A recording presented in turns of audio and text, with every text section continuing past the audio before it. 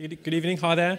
Welcome to Firestarters, Performance Firestarters 13. This is our lucky 13th event on the future of programmatic. So that's me. So I'm an independent consultant. I do a lot around content, digital marketing transformation. I've worked with Google for 5 years, actually, on the Firestarters series of events. We do branding Firestarters, mainly for the planning community, but we've been running performance Firestarters covering a variety of different subject areas relevant to performance marketing. But we've never actually done programmatic, and it was time to put that right because, of course, programmatic grown dramatically.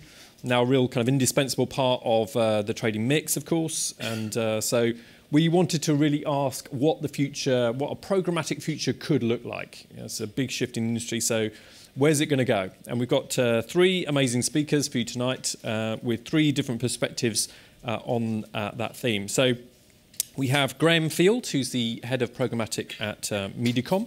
He'll give his perspective first up. Then we have David Carr, Strategy Director at Digitas LBI. And then Julie Jonquelin from Google, of course, the Head of Agencies, Media Buying Solutions at Google. So 3 very different perspectives. And then we'll have a panel Q&A afterwards, so chance to ask some questions then. If you've got any questions, about sort of 20, 25 minutes of questions there. All right, so on to our first speaker. So we're delighted to have Graham Field. Graham, as I say, is the head of programmatic at Mediacom. So he joined Mediacom about 2014. He's also the joint head of iLab, the specialist digital performance brand, which operates across the entire UK network for Mediacom. And prior to that, Graham was commercial director for verification platform Project Sunblock and head of business development for data-driven marketing business Radian One. So delighted to have Graham. Round of applause, please, for Graham Field.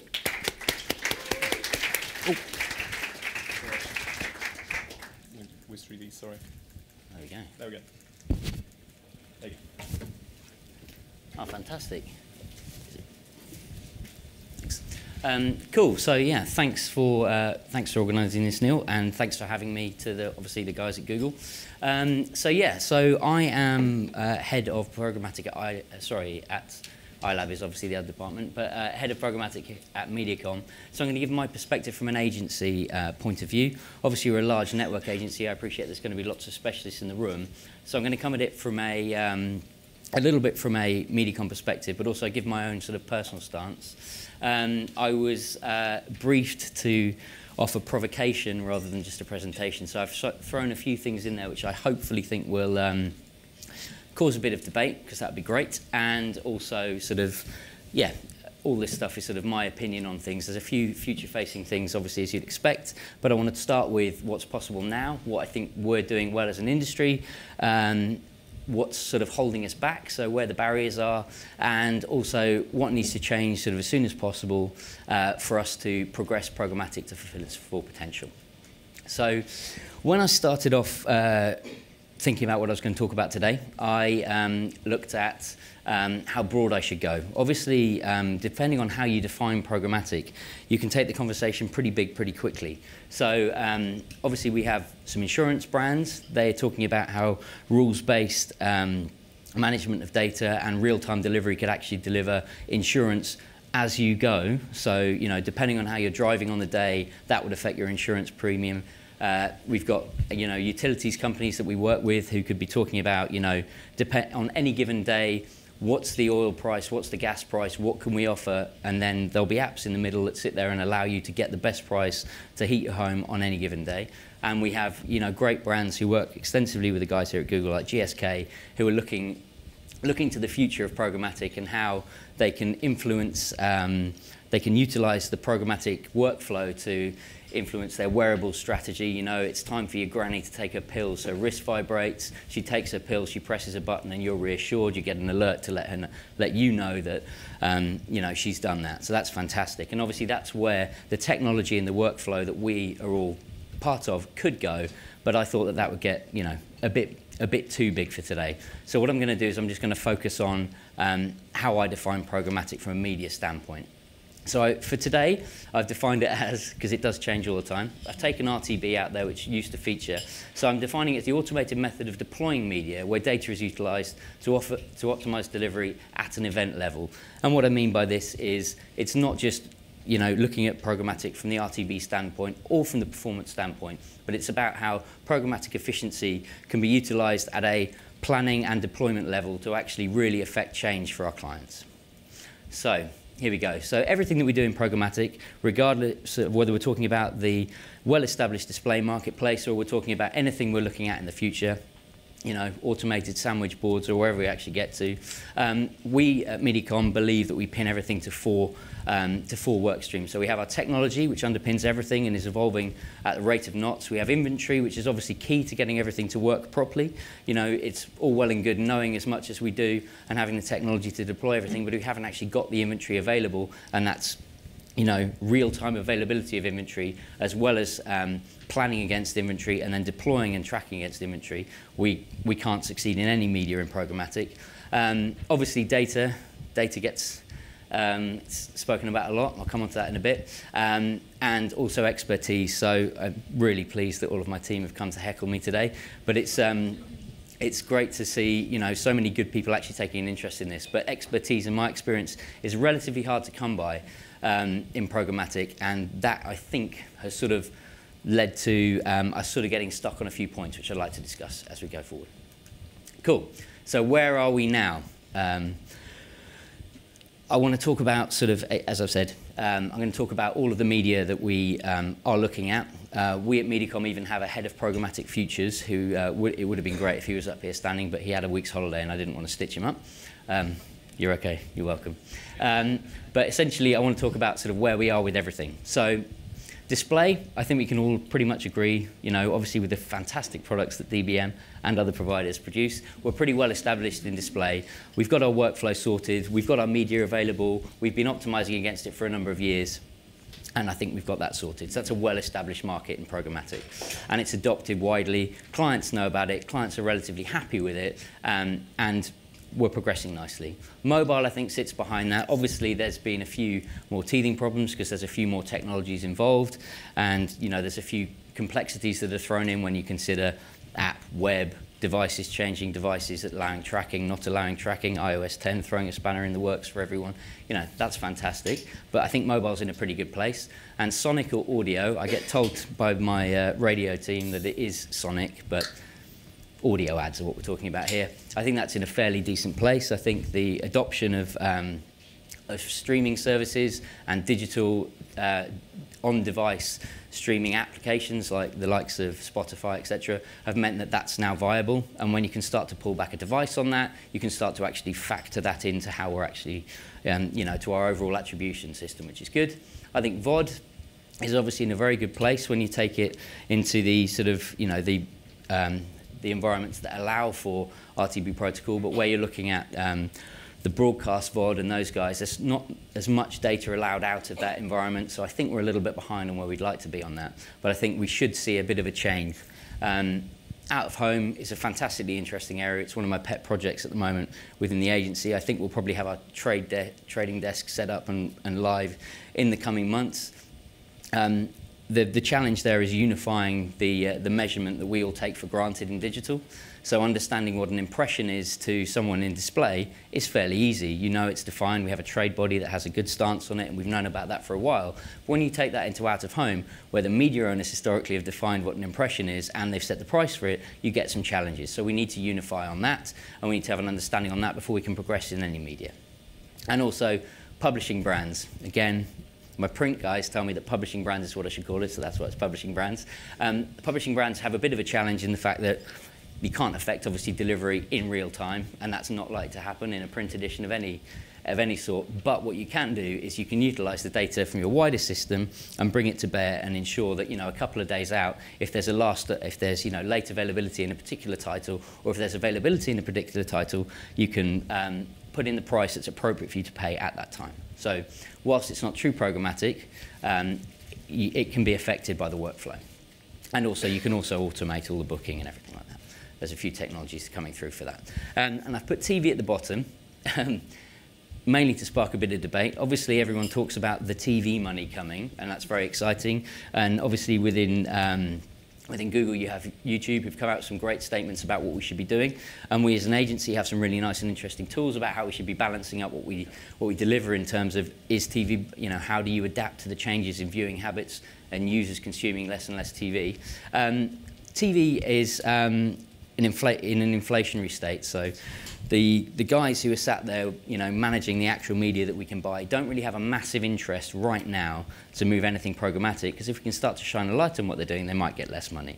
So a bit of a controversial thing to say, but I think that as we look forward, I think that TV will come under more and more pressure to move programmatically, and as and when it does, I'm not talking about sort of a PR stunt, we did programmatic for the Super Bowl ads. I'm talking about actual, you and I can actually log into UI and manage our TV spend in real time. I think that's a fair way out, but I think it's definitely something that will come in the future.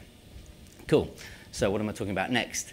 Yes, so my sort of provocation and what I'd like to challenge you guys with is, I think that data is spoken about a lot. Every event I'm at, almost every meeting I'm in, data is spoken about an awful lot, but it's not used as much as it should be. So when I have someone coming in to tell me about their new programmatic product, they will talk to me a lot about this unique data, this fantastic access to data. And when you delve into it, actually what they're doing is a lot of manual work in the background. They're not actually utilizing that great data that they told me about up front.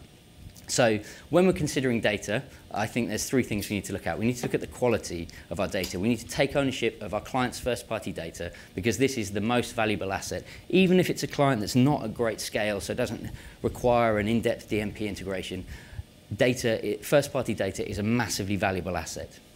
And then map it to a usable unit. So if that's a cookie today and a device ID tomorrow and a sort of ubiquitous sort of Zen-like data currency in the future, we need to have a usable unit that we track across everything to allow us to actually utilize programmatic properly. And also keeping it clean. We need to make sure that we're going through everything regularly. If you do a batch or you match your data 1 month, just because of the nature of the industry, the pace of change, we need to ensure that we're keeping everything up to date as we carry on. So keeping it clean, getting your data scientists involved, ensuring that your data team are up to speed with what data you're tracking, what traits you're putting in next to it, and also, what your, the pace of churn. You're not remessaging people after the event. You're not annoying your users. That's key to everything. Scale, sense check scale. So if someone comes into you, as they will do, it's a very crowded market at the moment, certainly in the data space. Someone comes into you and they offer you something, make sure they can do what they actually can do. We're the custodians of our clients' money, and there's a lot of people who come in and promise incredible things. It's all about just getting under the hood. If something sounds too good, I'm skeptical in my nature, but if something appears too good to be true, it usually is. So interrogate it, test it, learn off it, and move on. Using multiple inputs is key. So obviously we're in the home of a big business that has an awful lot of data, but it's not about locking anything away in a silo. It's about opening everything up and ensuring that if you are able to track on something and get that feedback loop from your delivery, making sure that you are. And also, that's cut off there. If I open the next one, there you go. It's open to all channels. So if you've got data, if you've got a DMP in place, or if you've got an agency-side DMP that you utilize, making sure that it's opened up to all channels. So when you're laying the pipes for the future of programmatic, so if you're ensuring you're getting your demand into a certain interface or technology, make sure that your data can sit the other side of that, so it can actually affect that. Understanding what your data is. Again, we've touched on data science and data teams, but actually interrogating your data to find that unique bit of advantage that allows you to tweak your bidding strategy or deployment strategy is key. Trust in your data. If you've done all of your prep work up front, do trust your data when you deliver against it, because it should be true. And also action against it. If your data tells you to do something, it's usually the right thing to do. Obviously, if you've adhered to making sure it's all at scale and make sure it's all usable. So that was that one. And then I wanted to touch briefly on what was holding us back. So obviously there's lots of money ploughing into the sector. There's lots of the pace of change is incredible. Staying up to speed is a bit of a challenge. But with everything that Everyone who comes in to see me, everyone who comes in and approaches our clients, what we have to do is make sure that we interrogate all of the suppliers and everyone that we're going to work with. I've used some polished turds here as a nice example. What I mean by that is, prior to joining MediaCom, as you heard from Neil, I founded a content verification business called Project Sunblock. And at that time, it was a great bit of kit. It was really, really good. We did viewability. We worked with the likes of Ubiquity, Microsoft, some really good clients, BT, lots of good ones. But essentially, we didn't have, as we found out, to our cost, and the reason that I'm here and not, you know, in a nice big house, was we found out that we didn't have the scale. We didn't appreciate the scale needed in terms of server capacity or anything else to actually sustain the scale of business which we took on. So interrogating, doing your due diligence on, you know, every partner that you put your client's money into is really, really key. And also, if we do that up front, we'll start to separate what are truly great suppliers, and there is a lot of great innovation, from those that are just doing a little bit of and me and can't actually do what they say they can do. Cool. So, what do we need to drive a programmatic future? So the first thing I've put is trust. We, as I've said, we look after our clients' budgets. We have to offer natural and impartial advice on everything that they do, otherwise they're not going to trust us. To do that, we need to adhere to all of the things I've said before. We need to understand their data. We need to keep track on where we're spending their money, and we need to make sure that we don't trip them up. We put everything we can into understanding the impact of everything that we do in programmatic, and that will allow us to evolve into a future-facing programmatic solution of all media in one place, delivered centrally, tracked centrally, and attributed centrally, which is obviously where I'd love to get to. The second thing we have to stick to is quality. You know, there's been a big move in the last couple of years of middlemen taking a lot of budget out of the market, which has left some of our, you know, from a MediaCom perspective, some of our publisher partnerships haven't been, you know, they haven't been getting everything they should from market. They're producing quality content. They have been for, in some cases, you know, decades, you know, for a really long time, and all of a sudden they're not getting the true value they should get. If we drive towards quality in everything that we do, and we ensure that when we're buying ads for our clients, they're seen by people, you know, they're actioned against by people, and they're optimized, and we have a human touch in the way that we deploy programmatic. And by that I don't just mean, you know, it's manual tweaking the whole way through. I mean that we have someone sense checking everything. We have someone who understands the data they're looking at, who can go in and make the changes and recommendations. If we have all of that on top of the quality, we should succeed. And also consistency in approach. When we're approaching, you know, whether we're approaching digital display, mobile, or any of the future channels we've discussed that I mentioned earlier, we have to make sure that we have consistency in approach. That's consistency on data, that's consistency on standards, and that's also consistency on education. We need to make sure that we keep all of our teams as educated as possible so that they can, you know, capitalize on any advantage. And they can also, you know, when I started at MediaCom was you know, whilst there were other people doing programmatic throughout the agency, I was the only person with it in my title. It led to an awful lot of meetings, an awful lot of direct approaches. You have to have a consistent point of view across everything that you do. And I'm now lucky enough to have a really nice burgeoning team of people who are as enthusiastic about programmatic as I am. And that allows me to, you know, seed my values and get the consistency of approach across everything. And I do think that honestly will help us in a programmatic future. Cool. Thank you very much.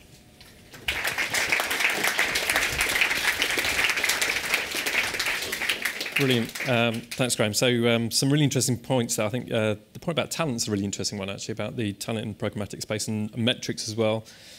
Interesting, we did ask you guys for your input in the survey beforehand. And the maturity model that you were talking about there, Graham, moving to TV, when we asked about opportunities and the biggest opportunities for programmatic, TV came out as a big opportunity, which is an interesting thing, isn't it? So what you're saying about incentivization there and whether they're in the place to make that happen right now is a really interesting point. And the final point actually about that, one of the other questions we asked to that point was around, in the future, will all media be traded programmatically? So all media. Out of 244 respondents, 144 of you said yes. So there you go, it was a yes/no answer. So interesting point of view. All right, so on to our second speaker, David Carr. So David is Strategy Director at Digitus LBI, charged with using brand, digital, UX, service design, creative coding experience to create useful, usable, and delightful ideas. He's an APG Gold winner and former Google Planning Innovator of the Year. And prior to joining Digitas LBI, he was the planning director and former head of UX at JWT London. So working with clients like J&J, Unilever, Shell, Kraft, HSBC, and so on. He's also the first official health and safety accident in the Chessington World of Adventures. There you go. Go, David. All right, brilliant. So welcome to David. Thank you.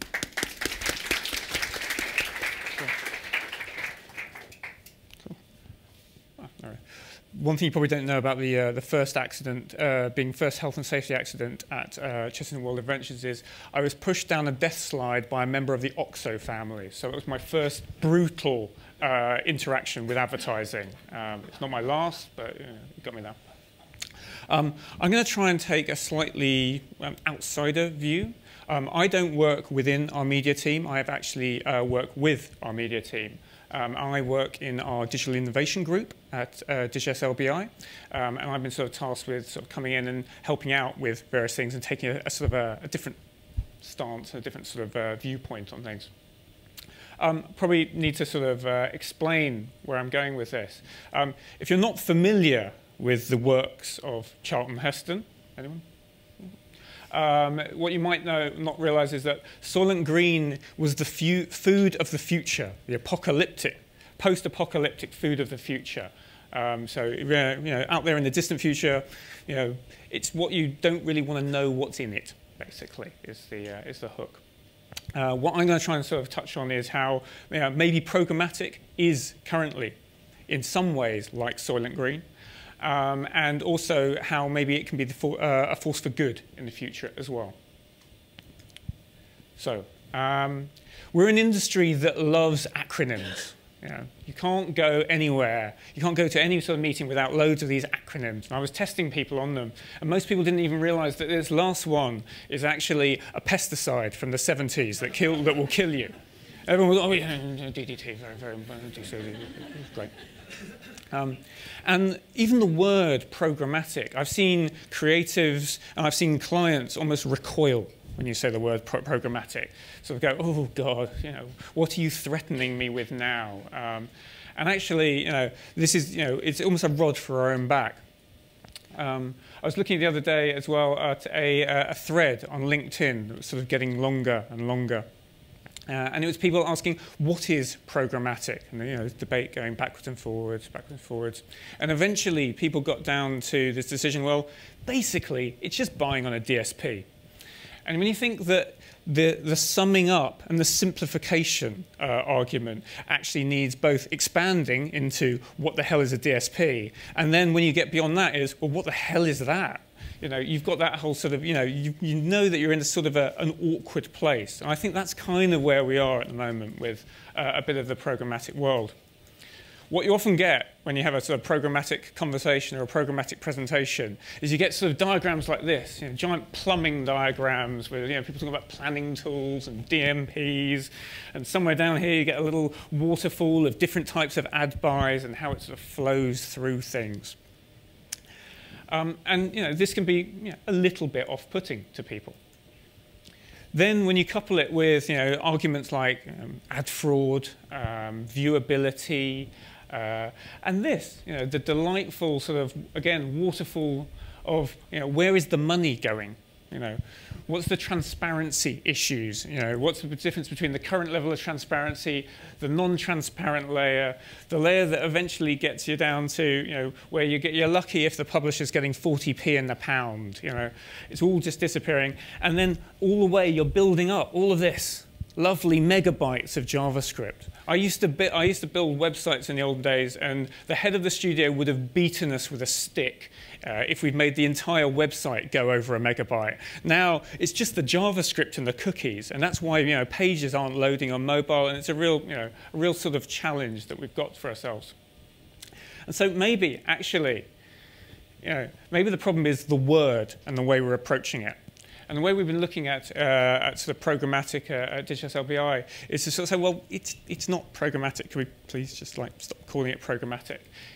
Programmatic really is personalization. And when you start talking to people about it's personalization, they sort of, oh, okay, right, I'll step forward. You know, I'm not going to recoil physically from you. You know, I'm willing to listen. But it's more than that.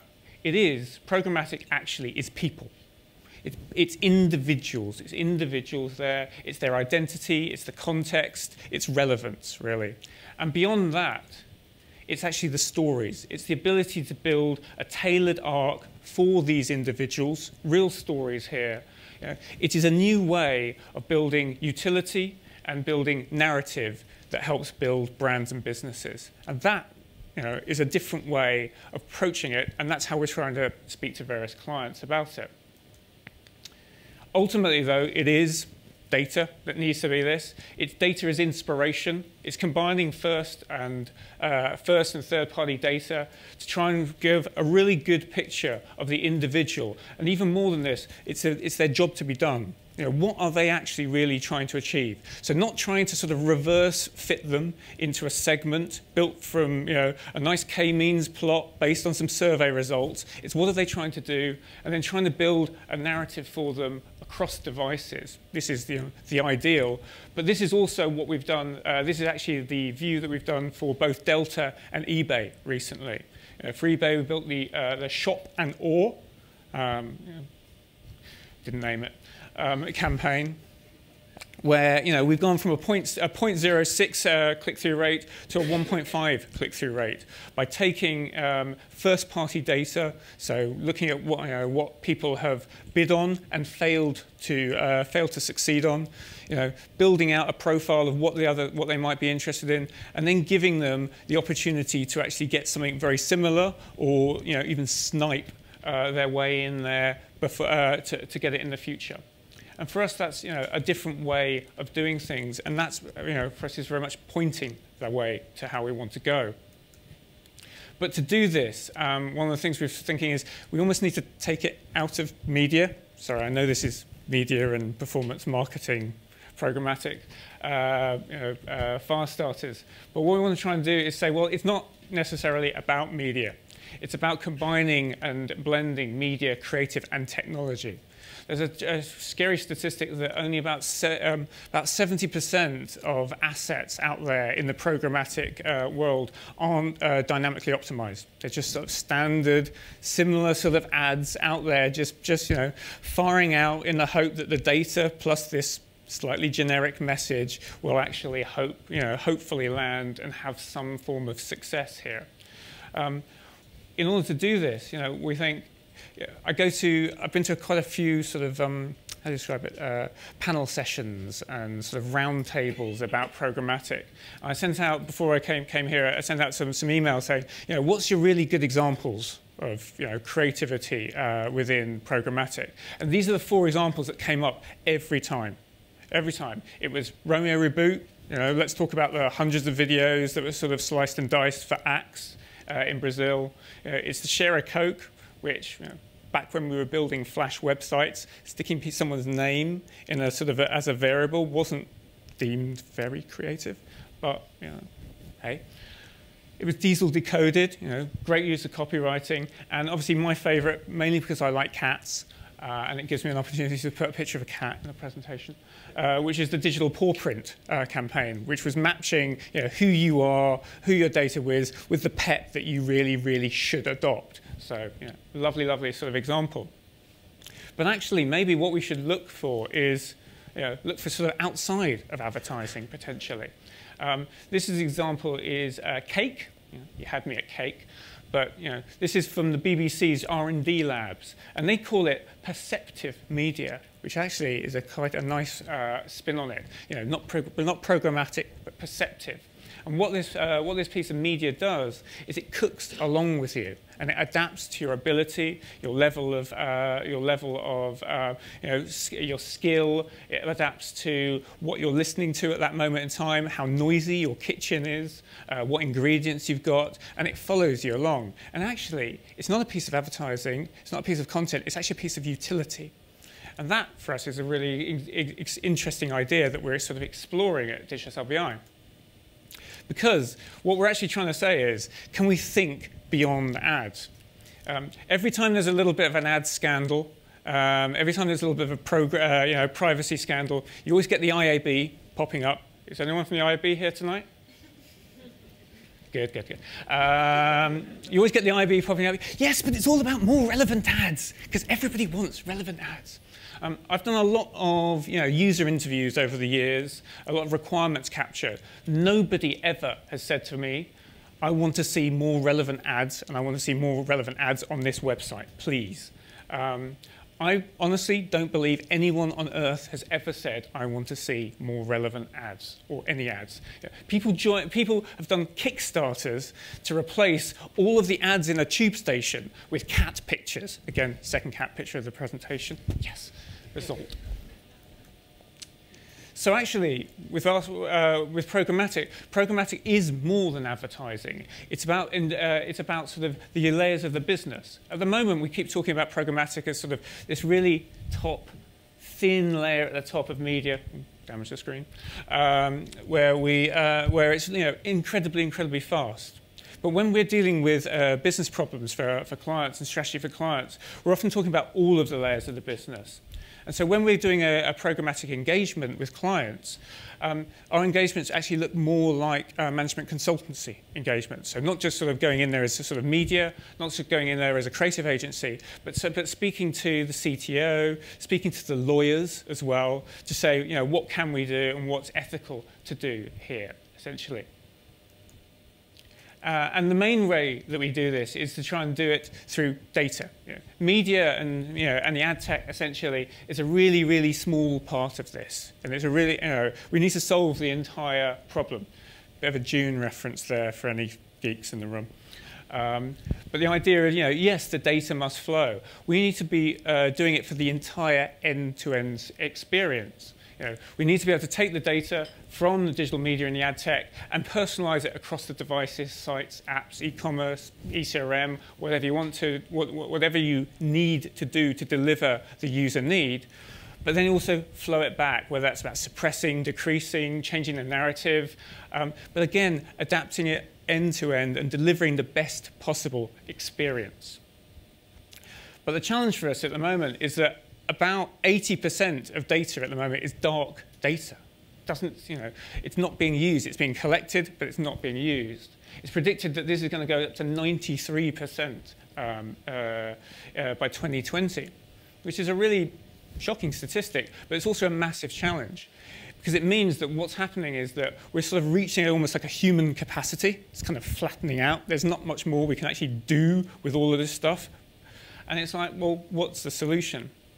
And so the reason I'm here speaking tonight and the reason I'm working with our media team is that for the last year and a half, 2 years, I've been working in our digital innovation group.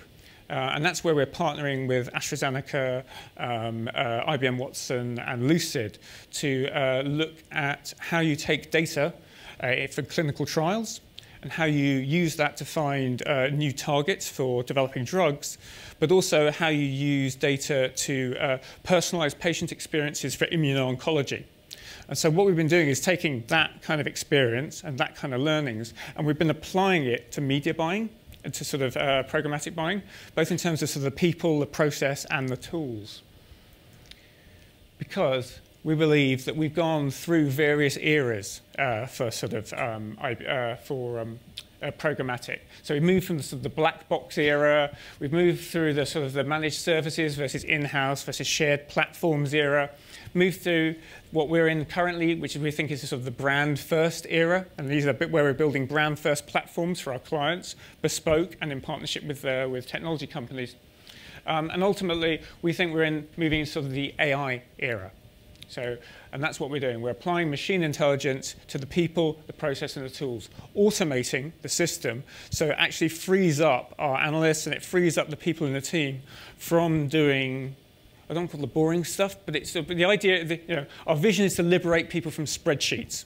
Don't think anyone here would miss a spreadsheet.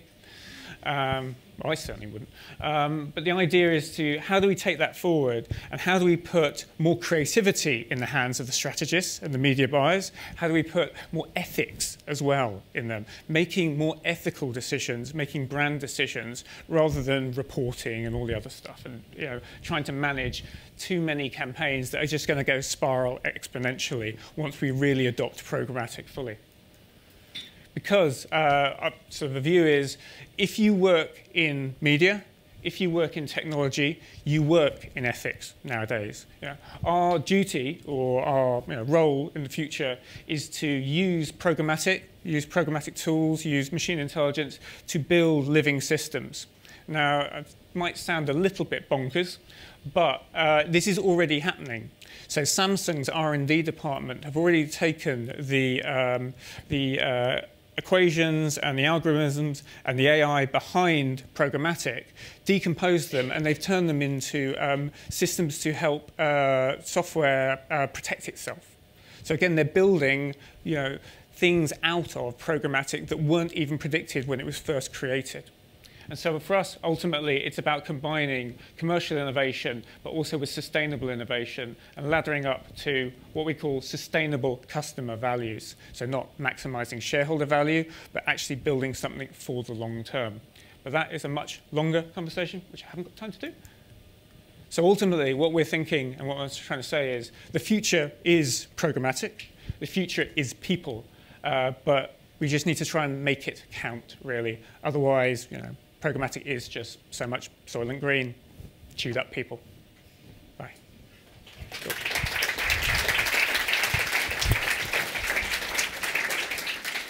Brilliant, amen to that. So really interesting point about the language there, about programmatic personalisation.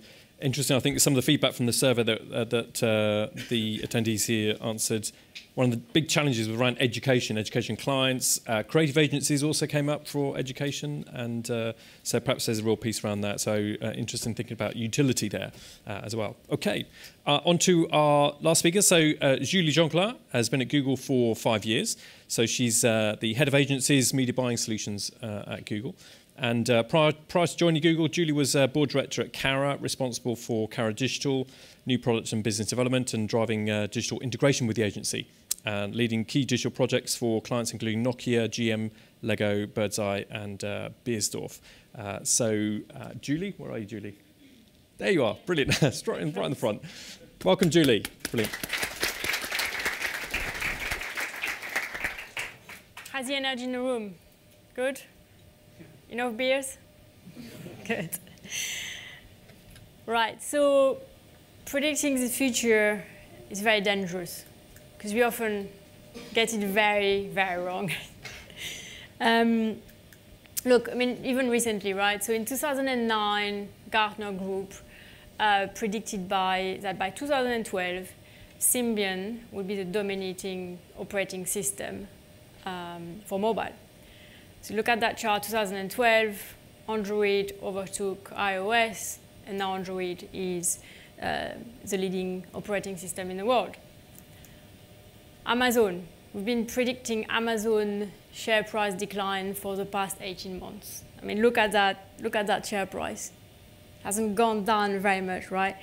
So look, my point is that our linear way of thinking is very limiting, and we can't really grasp, the acceleration, the exponential growth of our technology. So I would preface that presentation by saying that anything I'm saying might not be true, but I will give you a sense of where I think programmatic is going.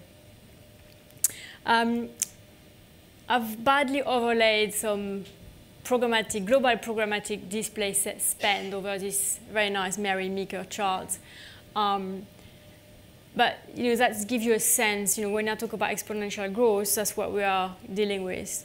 And that should give you a sense of where we are, right, and where we are going. What does that mean for us in the UK? So in the UK, programmatic will represent next year like 70–75% of display ad spend, 30% of digital spend, but 16% of all UK media spend. So it's a significant number when you think about it. It's up 6% year on year. Graham touched on programmatic TV. Of course, once linear TV moved programmatic, this is where the big number come in. But I think the legacy infrastructure of the UK market is a bit limiting. although when we saw earlier this week, or I think last week, that Videology and Clearcast are integrating, that's a step forward, right, towards programmatic TV.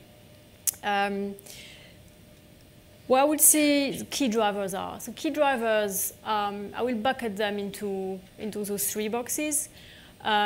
Reduce cost and risk has been key driver for the market. Transparency and quality. So reduce cost and risk, of course, automation, driving operational efficiencies has been key driver for both agency and brand. No upfront commitments, impression level buying, even in programmatic guaranteed now you can use cross-advertiser and cross-campaign optimization, which will allow you to reallocate your impression. And of course, testing and iterating quickly, you can stop a campaign at any time now. So for us, those are our key drivers, the first key drivers of programmatic, and will continue to be drivers. Transparency, I know, is controversial. What I mean by transparency is more around measurement and understanding what's happening with the performance of campaign. I think it's fair to say that over the past 2 years, ad tech and DSPs have really built in brand safety and viewability features into the technology. And there was a recent stat that came out of Integral Ad Science, which basically said, look, programmatic has not impacted that much negatively viewability and ad fraud. And I think in Q1, they'd look at ads, at least viewed 5 seconds, and look at the viewability of these ads. And they said for direct publisher buys, it was at roughly 42%, and programmatic was 40%. So really, really on par here. And when we look at DBM, from a double-click point of view, the fact that we have 85 out of the 100 top advertisers in the UK advertising on DBM is a testament to that. Measurement is key here, and I know that in the survey you mentioned that was lacking in programmatic. I think the promise of programmatic is to bring you those insights that help you make a smarter decision. So if I look at on our side, on the double-click side, we now have integrated GRP tools to help you understand audience reach, audience composition. We have built-in survey tools to help you understand brand lift, search lift, at what frequency level you drive the best ad recall. And we also have emerging things like the ability to develop and customize your attribution model, cross-device and cross-channel. So from a measurement point of view, and we are making headway there. And finally, I think in terms of quality, inventory. So, programmatic was synonym with remnants. Now we have a lot of publishers shifting premium inventory to programmatic, with programmatic guaranteed and video. We see more of that next year. Data, of course, first-party data is the lifeblood of programmatic. I totally agree with Graham, is not leveraged enough by our customer. I was looking for like a CRM case study to present last week at the Digital Journeys of Jellyfish, and the best one we had was from last year. But there's a massive opportunity here, and we believe at DoubleClick that data would massively help drive the sector. And then future innovative ad formats. So rich media, video, sponsorships, and of course dynamic creative have been the key driver of the migration of brand dollar on programmatic. So all of these elements are and will continue to be key driver of programmatic. But what I really feel would drive the industry is our ability to make those three commodities work well together. Agency or brand can be excellent at one or the other, but what makes for an interesting analysis is look at the intersection between each of these commodities. So when you're getting all of this right, this is where you can really make programmatic work properly for your brand or your agency. So let's look first at people and technology. Relationship between people and technology has always been challenging, right? So let's look at this quick video. Sag mal, Papa, habe ich dich noch gar nicht gefragt. Wie kommst du denn eigentlich mit dem neuen iPad zurecht, was wir dir zum Geburtstag geschenkt haben? Gut. Mit den ganzen Apps kommst du klar? Was denn für Apps? Geh mal bitte einen Schritt zur Seite. So.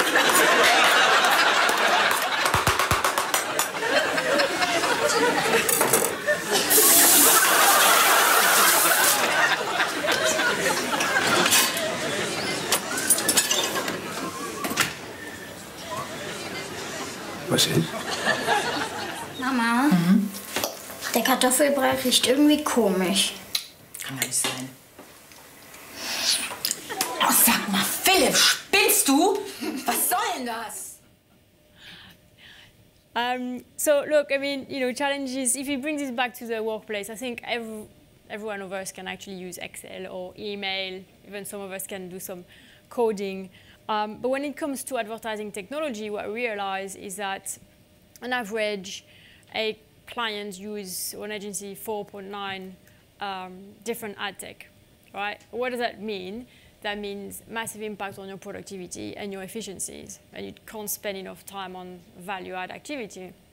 And we quantify this with a BCG study run in 2013. You could actually be 33% more efficient, right? If you use less tech platform. And I know it was in the survey, someone raised the issue of having too many pieces of tech to deal with. When it comes to people and data, what I mean by that is when you put data in the hands of people to enhance their life, or in the hands of employees to help them deliver better results. And so I'm going to take the example of Uber, for example. Uber is a company that, arguably I would say that are famous not just because of the fact that they offer cheap fare, right? I think the value is in the data they give to customer. Where is my cab? How long it would be? What does the driver look like? Does he look like a murderer? Is he going to get me home safely? What's the number plate? Right. Another example for you is Keep Tracking.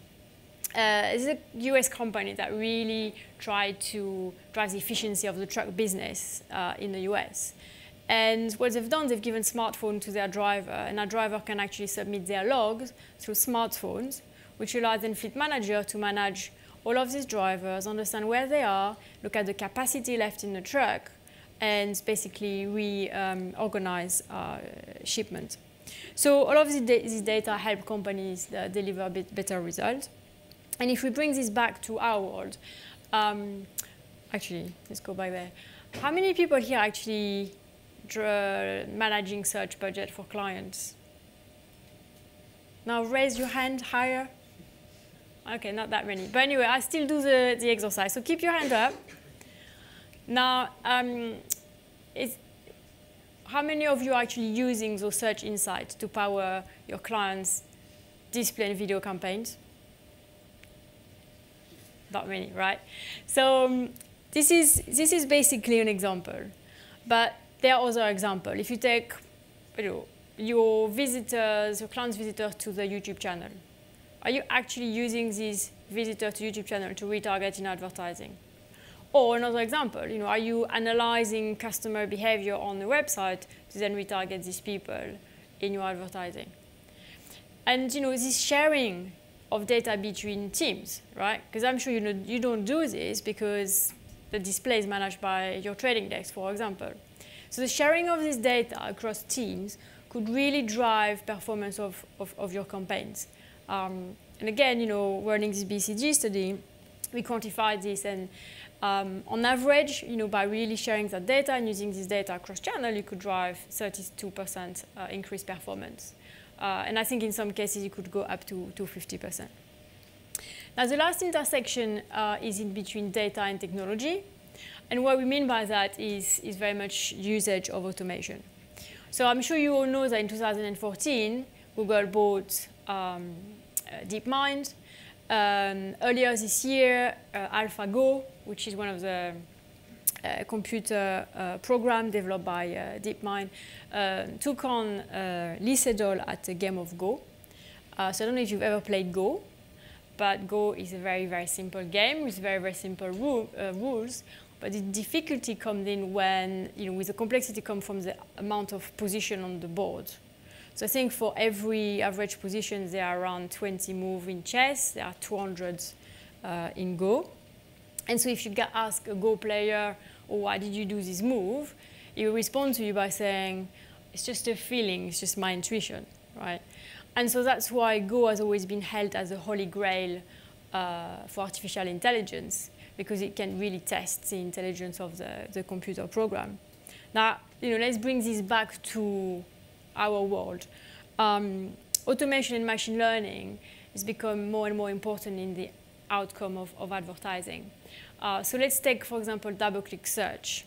Double-click search have started using artificial intelligence to bring an enhanced prediction engine. And so if we take this keyword, so Nike run a search campaign, that's one of their keywords. This keyword has, unfortunately, 0 sales and 3 clicks. So would you carry on bidding on these keywords? No, right? I mean, mathematically, it makes absolutely no sense. What would you do? Sorry? It's got very few clicks. Well, just Adriano. This is double click, yeah? It's not AdWords. So what would you do in the past? You would basically bundle those keywords together and just treat them, separately. But that's where artificial intelligence come in. What we do, we actually break this keyword in different features. And behind each of these features, there are much more data. Enough data that you can actually make a decision, but not too much, because enough data to make a decision, but too much data for a human being to actually compute, right? So we basically broke it into 3 features: landing page, word order, and account structure. So the keyword that have got the same landing page as black Nike Fusion shoes. And then basically we realized that that keyword has got actually a predicted conversion rate of 6.4%. And so that means that actually instead of bidding €1, we could have bid €1.50. And so bringing you higher up, right, in the ranking and getting more clicks. Right? So the data constantly updates, right? And the machine learning updates every 5 minutes, enabling you to be always in the best position possible. So to summarize, for us, the things that are going to really drive programmatic is one, the adoption of a unified ad tech platform that would simplify workflow, allow you to spend more time doing added value add. Break silos and ensure that search team and display team shares this data, or a creative agency share data with the display team. Right? This is really fundamental to drive the programmatic. But then the most important one, I think, for me is this one, the interplay between data and tech and the usage of automation and machine learning that, is going to really 10x programmatic. And actually, I don't know if you saw, but earlier this month, Jupiter predicted that the artificial intelligence, in the advertising area could generate 42 billion additional advertising revenue by 2021, which is a massive jump from the 3.5 that they're predicting from this year. So you couple that with, as you said, David and Graham, with dynamic creative, you can tell those great stories and deliver, personalized marketing at scale. Now, as our behavior and our purchase behavior move to becoming omnichannel, programmatic will become omnichannel as well. And so all those consumer action and interaction outside, beyond the click and offline, will start feeding into this entire programmatic stack, and will be able to drive those personalized conversation at scale offline. So these are examples of how programmatic becomes multi-channel. The first one being your telephone conversation between a customer and a call center could actually feed then into the ad that a customer see after the call. Another example, virtual assistant. They will really tailor their response to your question based on the ad you've seen, based on the apps you have downloaded, on the videos that you have viewed. And I mean, this is something that I'm sure you know that Google is working on, Baidu and Apple, everyone is working on this. But also brands. I don't know if you've seen this very nice example. It's from Unilever. They've worked with a company called Digital Genius. They created basically a AI-based, SMS-based AI recipe assistant called Chef Wendy for a brand called Knorr, which basically helped them build profiles of people based on the recipes they like, and then tailor their future promotion to these people. That was done in the emerging market, by the way. That's why it was SMS-based. And finally, we have the shopping beacon. These guys will become much smarter. They will know what has brought you into the store. Is it a coupon? Is it a TV ad? Is it a video that you've seen on YouTube? And will automate basically advertising post-purchase to keep you going back into the store. So, to conclude, I would say that there are many forces behind programmatic, but I think the one that will really 10x programmatic in the next few years is automation and machine learning. We really believe that. But I would leave you with one thought for now, which is, programmatic really is not just a media channel. Programmatic will permeate marketing as a whole, a marketing ecosystem, and really we should embrace it as a new way of working. Right? It's not just it's not owned by a trading desk. Programmatic is everyone's way of working is changing. Whether you are in CRM, in an agency, a CEO, or customer service, we should all embrace it now to really push it to the future. Thank you very much.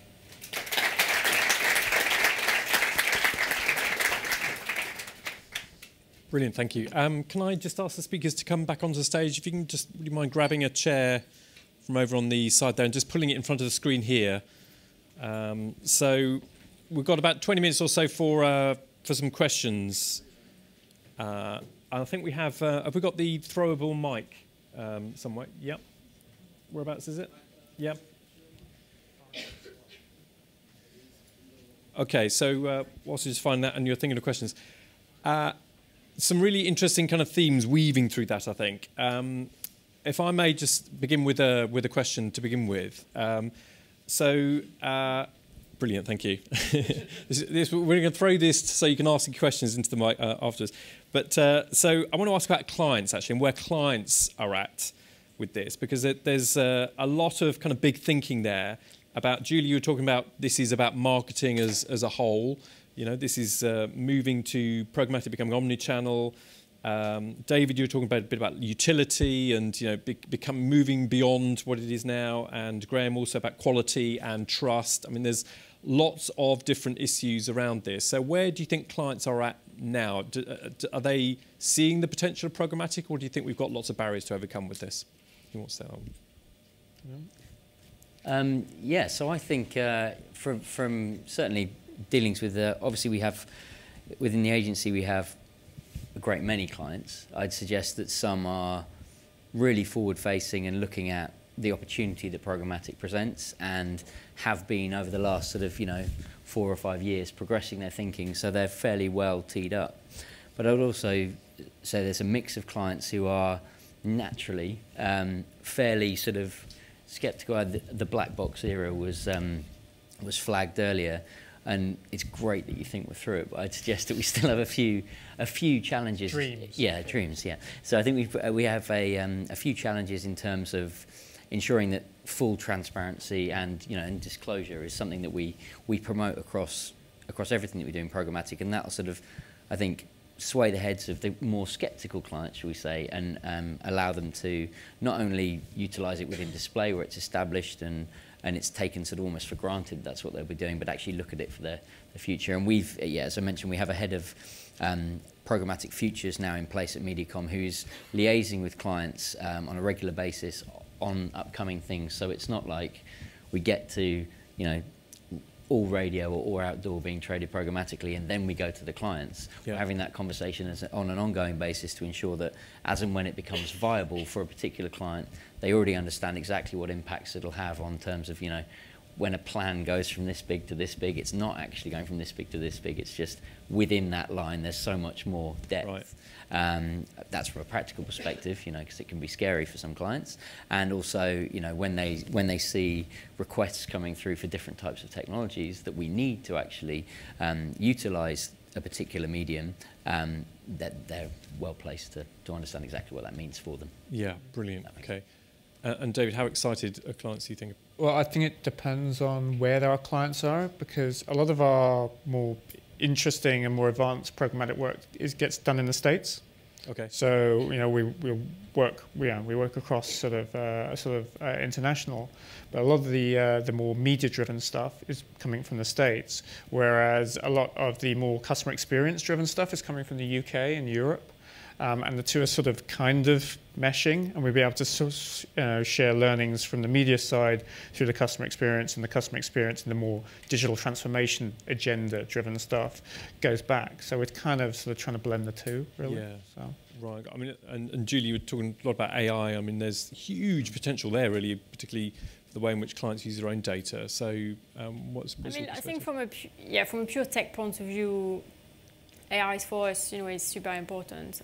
Where clients at, I think they're not there yet. You know, they are starting to take ownership of their tech and data agenda more. I think they ask more questions, and the key question for us is, you know, how do we organize and how do we work to make it work? Because, you know, working across a full stack, which is what we are selling, oblige people to rethink how they are structured and how they work together. But, you know, I think this year, and I think 2017 they'll be conscious of the fact that they need to start owning this because it runs across their organization. And I think they come to realize that data ownership is important. And, you know, some of them get really surprised when they move agency when the data cannot follow them. And I think that's what's going to make them think, wow, you know, I need to start owning that agenda and drive it. So breaking down the silos inside the organisation itself to make that work. Yeah. Yeah.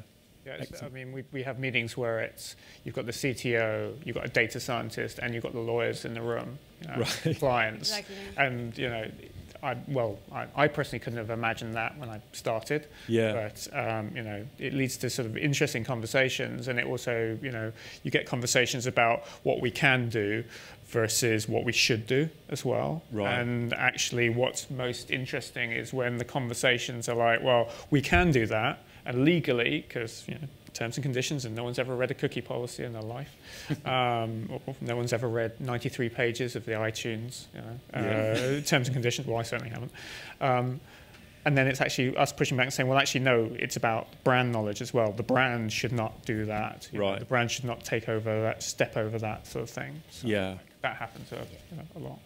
Great, good. Okay, so questions. Let's have a look. Who's going to ask the first question? We've got our ready to throw. Got loads of different perspectives here. Must be asking my questions that somebody's got here. Who's going to be our first questioner? Yeah, brilliant. Well done. Can I throw this to you? There you go. Hi.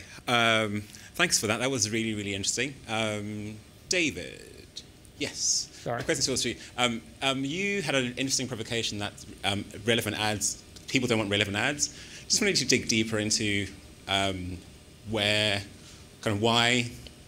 you think so, and also kind of from what perspective users or your focus groups kind of led you to that conclusion. The reason I say it is, I say this is because while people won't actively admit that they will like relevant ads, they will respond to those ads because they just resonate with them, whether or not they like it or not. Yeah. Well, I'll agree with you a bit there. If you can give someone a message that is useful, then great. I'm just the provocation comes from a point of sort of saying, well, if you actually go straight at someone and sort of ask them, you know, do you want advertising full stop? the answer is usually kind of no. And just saying, oh yes, but these ads are more relevant, isn't kind of enough value to them when it's made explicit, potentially, to make them go, oh yeah, I'm suddenly converted. So that's kind of where that kind of provocation is really coming from. So I guess it's more to Julie's point about omnichannel and actually delivering not just advertising but useful. Yeah, I mean, to be honest, I was actually, in my talk last week, I was saying that I feel that customer or consumer are more willing to give their data in exchange of value. And true value for me is when you are really timely in your interactions, whether it's mobile, whether it's email, whether it's SMS, and you bring value back. So you give loads of data to Apple Music to receive recommendation on music you're going to like, and that's value to me, right? So I think when you move to native ads and content-based advertising, that's where it's a bit more, it's less in your face, I would say. Yeah. So I'm just to build on this question, because there was an interesting counterpoint to this. We had a planning Firestarters last week talking about the future of digital advertising, and there was a common theme running through that about the balance between kind of efficiency and what advertising has always been traditionally good at, which is just reaching light buyers and people who might not actually know that they want that thing. So clearly there's a bit of a balance here between those two things, because they both play a role. So I guess as the future becomes more programmatically driven, the danger might be that we get over-efficient, and actually things that we don't really know that we want, we're not able to discover as easily because we're all being targeted by things that we've already bought or things that we, exactly. So Graham, sorry to add you on that one, but do you think we've got the balance right now between efficiency versus top of funnel stuff, and is this going to be a major consideration? It is obviously a major consideration. I think we certainly work with some fairly large CPG or FMCG, obviously because we're in the UK, companies who do have that imperative. So they will have the real-time need for some products, so very keyword specific, very in view, high action ads, but also yes, it's about the longer term objectives of the brand.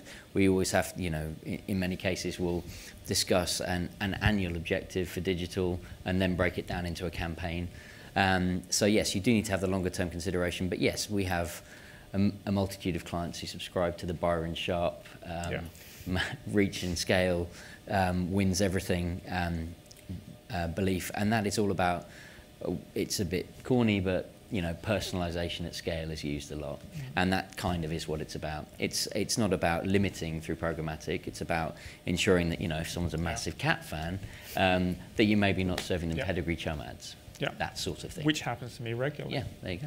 I'm never going to not buying that shirt. Great. Okay. Another question, please, from the audience. Who's got another question? Oh, there you go. President Maggiorano. Here we go. Brilliant. Well done. Do you want to pass it? Yeah. Brilliant. Thank you. It's always good. Well done. So, question on something Graham said. Where do you see data going from an agency standpoint? You said, bringing in customer data from your first party data, but where do you see that going in terms of how an agency holds that? Do you see that being kept by client teams or an overall data warehouse? What sort of? It's a great question. Good question. My data team. Thank you, Simon. So I think obviously at Mediacom we're a monster of an agency, and that brings with it some challenges around how quickly you can get things into teams. I think obviously the client teams having ownership of the overall objective is always going to be key, and a key part of that will be data. So yes, whilst we have, we will see a trend over time, and more data scientists. So in Mediacom worlds, more and more at the second floor, moving throughout the agency. And I think that is, as we've looked at, I think it's been referenced a number of times. I think in almost every business, I think you'll see data scientists and people who can model and control and manipulate data will move more centrally to everything that our clients look to do. And also I think that as we probably all are fairly adept at talking around data, given the fact that we work in the programmatic or digital ecosystem, I think that it will be increasingly, certainly we're seeing it client side, with clients taking on data strategists and really building them into their media teams. I think we'll see that'll be an absolute trend. So from an agency perspective, having someone who can lead the data agenda with a client will ensure that, our client teams will become more and more data savvy as time goes on. And thanks again. And I think some of the things where we're encountering is trying to train people who aren't data scientists but are sort of traditional strategists and getting them to learn the basics of R or Neo4j. Just sort of, it's that idea so that only when you kind of like start playing with it do you really understand it, even if you're really bad at it. Yeah. You know, it doesn't matter. It's like if you can, it's almost like if you got a feel for the ink, in the old traditional sense, you could actually do better print work. If you have a sort of feel for the actual data and how it's manipulated, how it's transferred, that kind of thing, right? Then you actually go, oh, well, that's kind of what's possible. And then you can go to the rest of the data team and the data scientists and say, these are kind of my hypotheses. This is what I want to find out. How can we go about doing this? Yeah. And that helps us build. And we use a big tool called Idiom to do that. But again, it embeds it into the culture as opposed to, and now there's a bit of data there. It's a TGI run, And one of the things that will help in that is, I mentioned it briefly, but consistency in approach. So if your data strategists and data scientists are speaking the same language as your client team, your client will hear that same language throughout, and I think that's key. What we do, acronyms rather, were touched on right at the start of your presentation. I think that is key. It can get so confusing. The amount of meetings I go into with people internally, and 5 minutes in, they're literally punching me because it gets, they're just like, please just and so stripping it back to the bare bones and the language that we all take for granted isn't, it's not universal. Sure. And Julie, I mean, where the data sits is a big question, isn't it? So. And who works with that data and how they work with that data. Yeah, I mean, as I said, I think clients are trying to own their data agenda because they realize that data is a super powerful asset. And so they are, wondering if you should stay with the agency or they should take it back or the CRM agency. So I think, it's something that is obviously top of the agenda. But back on the other question, when you said, it's too targeted, I would say let's not forget that programmatic is not just about targeting, it's also about discovering. And so, when I used to work in agency, I know we used to work with like those really rigid segmentation. Right? So you work on Vodafone, you had those 10, or it was like Renault, I remember, we had 10 different segments, and we were always hitting this segment and never trying to understand, but who are actually the buyer of these cars? Last week, one of our VP was doing a presentation in front of Unilever, and it was for the brand Knorr, and the segment was housewife with kids, etc. And he said, by the way, do you realize that I am your target audience? I am the one doing the shopping on Saturday and buying your brand. So it's using the data to discover new audience as well that I think people forget, which I think is underutilized, whether it's search or display. There's a big difference also with, we often sort of find, you get segmentations, and yes, they're based on survey data, which inherently has issues, but big issues. But also there's often there's like a gloss layer on top of it, which is almost like wish fulfillment. This is kind of who we hope they are, and they're really interested in us. We make them feel secure, right? Indeed, yeah, like a teacup, if you've worked for Piaget. Those kind of things. And actually what you can then use is real data and say, actually, this is the real behavior. Yeah. This is who is actually buying your product. This is their real journey. And you can often see there's a big gap. And then you can bring those two things together, which is actually really good. Thanks a lot, yeah.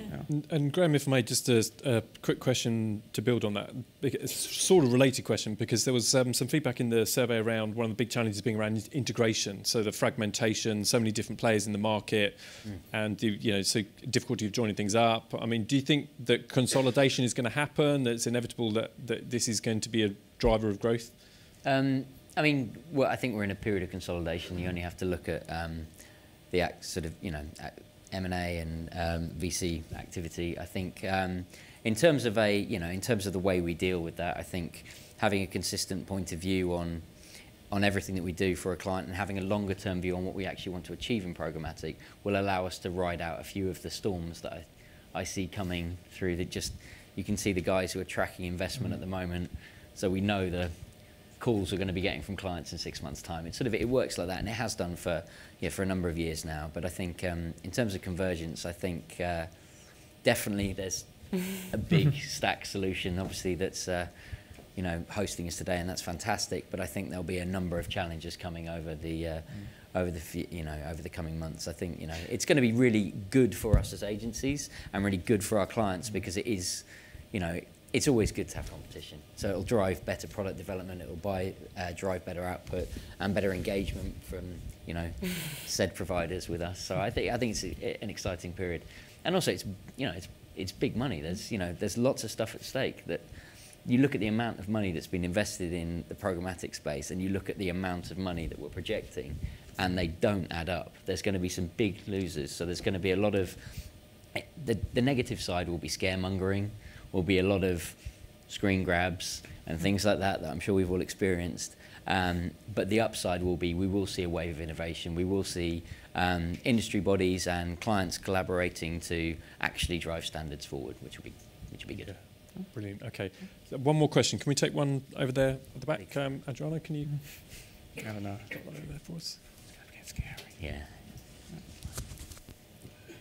scary. Well, cool. Thanks. You had a stat about the dearth of dynamic creative in the programmatic space. That feels like a kind of very significant gorilla in the room to me. Just be interested in your thoughts on fixes for that, how we can tackle it. I'm trying to remember where the source comes from, but mine's gone blank. But yeah, that's 70% of assets in programmatic not being dynamically creative optimized. I think that's a massive opportunity gap. Most people I know seem to think it's a sort of a massive opportunity gap. But it is going to need much closer integration and working with creative agencies and bringing them alongside. Like I say, gone in, briefed, not at Digitas LBI, thank God, but gone in and said, and this is a programmatic campaign, and you've seen creatives go, oh, my beautiful baby, my 30 second is just going to be, why are you doing this to me? And actually, what you need to do is get them sold on the opportunity, and it is a massive opportunity here to do. I don't want to say more relevant ads, but at least something that is a situation whereby, think of it where nobody sees the same piece of copy.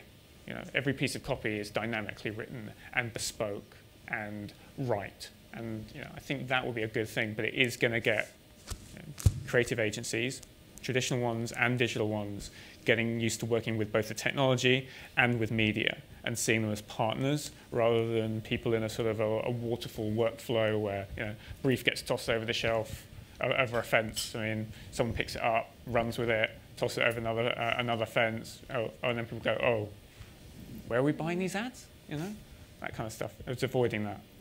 So this does feel a bit like creative agencies have got some way to go on this one. Is that fair to say? Do you think, Graham, Julie? Well, I think some of them do, because yes, like you said, some of them don't fully understand it. But I'd suggest that obviously that stat, I can quite easily believe the stat, because if it depends how you define programmatic. If you're defining it as real-time bidding performance activity, and that's all we're looking at, then that would be a horrendous statistic. But if you do consider things like longer-term brand metrics and targeting cat or dog owners with a specific message, then that isn't dynamic creative. That's just assembling your data up front and activating against it. So that I can believe that's that in that instance, if that makes sense. And if we look at programmatic as the work stream rather than just deployment, then that sits. I'm slightly less worried about the gorilla. That makes sense. Yeah. Cool. I think it's fair to say that we have a lot of traditional creative agency coming to see us and ask for our support, right? Okay. The capability is just not there. We have to admit it. So that's one thing. We have a lot of media agency coming to see us to actually build a capability in-house, to bring the media and the creative closer together. And I mean, you see the press, like, are we going back to the full service model? I mean, to be honest, when I started working, I just had to go down the stairs and get my media plan in front of the creative guy who were working on it together. So are we going back to this? And I think the third thing is, there are lots of, smaller digital outfits who are amazing at it, right? And they are actually, some DoubleClick certified partner, working with the Netflix and these guys to do proper, dynamic creative. So the market, they are different players. Everyone is trying to look at it differently, but it's definitely a lack of capabilities that we need to. Excellent, good. Okay, maybe just one more question. We've got one at the back there, or one here. Yeah. Squeeze. If you have quick answers, maybe we'll squeeze both of these in. Hiya. This is more of a question for you, Graham. Do you see more power shifting away from the traditional programmatic managers onto the likes of, say, data scientists or data analysts, and the clients more relying onto their interpretation of the results than who their day-to-day contacts would be? That's an interesting question. So I think it goes well with what I was sort of saying earlier about the fact that I don't necessarily think it'll be the power shifting. I think it'll just be the skill set changing. So I think if you want to succeed in programmatic moving forward and you don't master data interpretation, then you probably need to look elsewhere. Yeah. You need to upskill. Yeah, exactly. And you only have to look at the amount of initiatives. We were talking about one earlier. The amount of initiatives that there are at scale that charge a lot of money to train people in data interpretation and programmatic. It's I think the two will definitely come close together. But also, if you look at at what we've been discussing today, the opportunity for growth will mean that people won't miss out. It's we'll get a lot of people moving into the space. It's just about making sure that those people are good people. That makes sense. Yeah. Great. And let's take the question at the back there. Hi. How do you see the relationship playing out between smart homes and programmatic? For example, kind of fridges that know if you're low in stock on your favourite items and those kind of things. Yeah, so that's a really interesting question. So I guess, Julie, coming to you because you were talking about omnichannel. I mean, that's genuine omnichannel, that is, isn't it? It's integrated in everything. I mean, look, it will happen. I have installed at home smart things, so I know exactly when my kids come back from school, I know when the door has been opened, so I'm living that and I'm just waiting for the fridge to light up. I'd love that, to be honest. Yeah. I think, I'm not actually working on any campaigns like that at the moment, but it's definitely something that, you already have it now, right? When you don't know if you use Waitrose or, these guys, but it tells you, if you forgot the butter, right, this week. They already warn you. So I think I can just imagine that coming to my fridge. It feels totally possible. I think they've got to sort out the security first, because IoT security is as is frequently proven, is terrible. It's almost like an afterthought and something. And if that's a device in your home with your kids using it, I think there's a higher level, a higher standard of security, and there's a higher standard of data policy that needs to be applied before that kind of happens. But ultimately, if we say everything is programmatic and everything has a feedback loop in it, that can respond, then it's. I guess control as well, because if everything becomes a channel, then we're in danger of being completely surrounded by messaging, and so that could be a terrifying prospect if it's not done right. Graham? But yeah, I mean, it's a really interesting question. So we have an insurance client at Mediacom who's already looking at how they can port their CRM data into their programmatic strategy to start to understand the type of people, the type of drivers that they're targeting in a certain way. So the same logic that they're using in terms of targeting and interpreting the longer term value of a user will ultimately allow them to shift in their business model potentially in the future to, as you want it, insurance, knowing what they need to charge someone on a given day. And then if you look at a horrendous future, I enjoy driving, a horrendous future of driverless cars and everything like that, and you can start to track everything, then everything will just, it'll be real-time logic and AI and Watson and all that stuff. It'd be great. Great. Okay. On that future-facing note, I think it's good time to wrap up. So, can we have a round of applause, please, for our speakers?